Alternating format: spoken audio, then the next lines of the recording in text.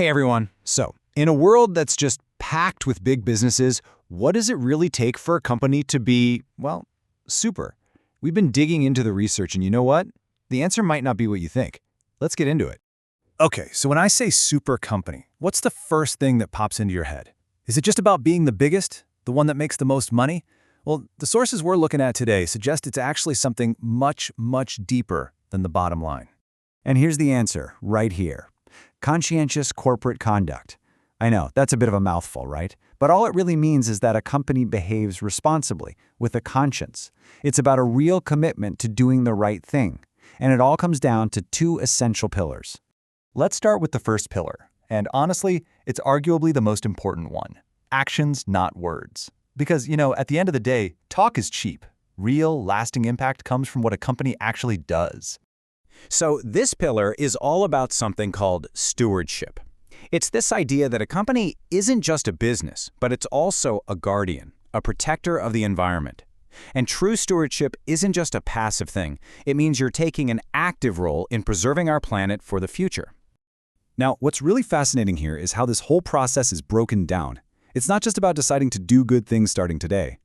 Step one is so crucial. You've got to recognize and own up to your past mistakes. Then, you move on to actively correcting any harm that was done. It's only after that, after taking responsibility, that a company can truly get to step 3, actively preserving the planet. It's a journey that has to start with accountability. So what does active preservation actually look like in the real world? Well, we're talking about tangible, measurable stuff.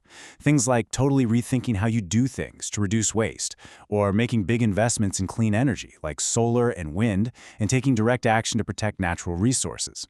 These aren't just feel-good PR moves. They're fundamental changes to how the business operates. Okay, so a company is taking all these incredible actions. That's fantastic. But it's only half of the equation. Let's move on to pillar 2 to see how this all fits together, being honest and open. Because think about it, doing good work in secret doesn't really build trust, does it? This second pillar is all about transparency. Our sources also call this reporting. It's the simple but really powerful practice of openly sharing information with everyone, the good, the bad, all of it. And why does this matter so much? Because it's the absolute bedrock of building trust with the community. This quote from one of our sources just nails it.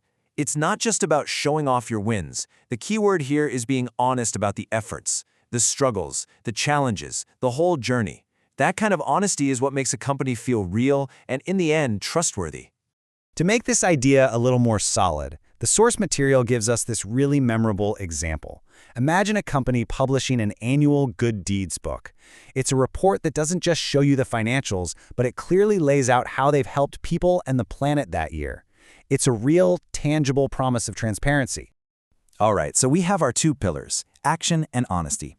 Now let's bring them both together and look at the full formula for what makes a corporation truly conscientious or, super.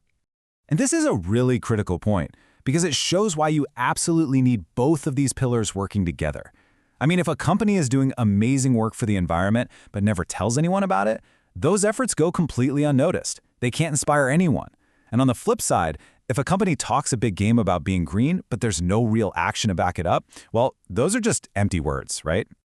And here it is, the whole framework laid out nice and clear. You have pillar 1, action, which is all about stewardship, learning from the past to actively protect our planet.